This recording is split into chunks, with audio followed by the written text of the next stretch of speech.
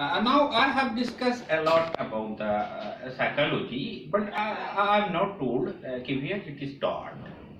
In Harvard University, last year, 1400 students, I told you in the very starting, opted for positive psychology, 20% each from every program.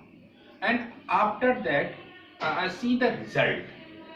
All the 1400 students think very positively and they get rid of exam pressure.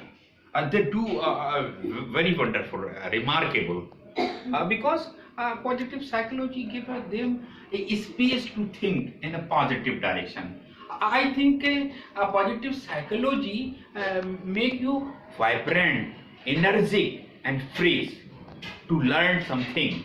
Otherwise, if you look something very boring, suppose for the example, if you have exam pressure, you put in a lot of books before you and notes, etc., and the rack full of your notebook, etc., or you are in your study room, you always will be very much pressure that I have to study these much written, etc. So positive psychology give you the sense of happiness. You can enjoy as well as, and you can study as well. So the origin, as I told you, in 1998, Martin Seligman start by noticing the reaction of happiness over the student and patient. But question arises, what is the relation with Vedanta and positive psychology? Vedanta, almost 5,000 years back, Upanishad and Vedanta give very much slide about the positive psychology. The name is not a positive psychology, but that is the way of positive psychology: karma, artha, dharma, and moksha. And Martin Seligman positive psychology based on the three factors. One is pleasure, second is engagement, and third is meaning of life. I explain you briefly about the pleasure. If you are ready to have a cup of tea, you enjoy, you got freshness, and sometimes you are loving to eat samosa also. You become very cheerful for a while, for a 15 and 20 seconds. If you have coffee and you have a cold drink, your mood is very much fresh. And sometimes somebody eats rasgulla. If he and she is diabetic, it becomes very dangerous for him also. So avoid this. And individualistic. Pleasure is individualistic. You are only satisfied your wants and desire. But you are not satisfied too long, because pleasure, after few minutes, same thing giving you the pleasure, you got bored.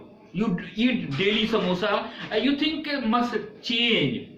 We take burger, something, a variety of things. So the same thing giving you the pleasure become not bad, good for you. So second thing is engagement. Engagement means 2 or 3 people engage like a sports game, etc. It's a very wonderful example in India. People are very much mad about cricket match. So the watching the cricket match, sitting in dining hall before the AC and big screen, you are enjoying. So that's a one dimension. Just you are enjoying, but some little bit you are engaged in a passive form of cricket. When you go to the field and you play cricket, you ball, bat, catch, whatever your position, you are enjoying and playing. So that is engagement. And finally, meaning of life is a bigger question.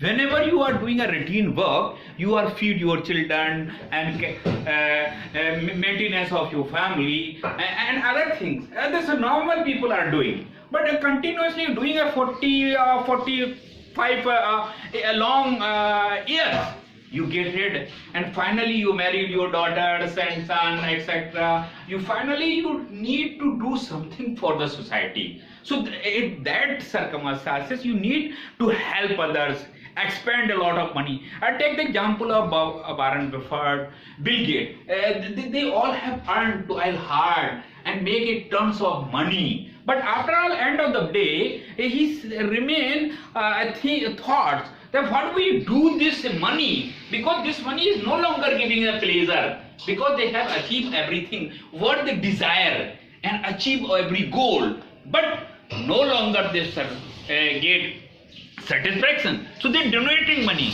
because they generate all the money from the society, so they need to give back to the society, and that thing give a lot of pleasure, because in all these gentlemen writing their autobiography, that when we earn the single dollar and keep on adding and making billionaire and millionaire, a journey is very enjoyable. When we have everything achieved, that become a saturation point. We no longer have happiness and enjoyment, so begin to donate, and we see the smile on the faces of poor guys who are not able to go to the school, don't have a medicine facility. If you go out of the way and help them, and we see the gentle smile over their face, so that remove the tiredness and give it a sense of belongingness. So that is the magic of positive psychology. So we will help to the people out of the way, that give you a sense of belongingness and sense of happiness. Happiness is such kind of magic and miracle. If you distribute a lot of happiness, you get double and triple. So that thing, we have to be very open, very kind enough to the society, because society is ultimate universe from where we drive. Suppose that we have business, we got an employee from the society. We manufacture something, we sold to the society. Finally, when we go to our town, a village, a relative, this is also a part of society. So ultimately, circle is round. We have take from the society, we have to give to the society. That increase this circle. That in between, if we do with a lot of enthusiasm, that is a part of positive psychology. I think we will discuss a lot about the positive psychology, because this is a never-ending subject. Because till a human being survive, cannot be live only breads. They need some very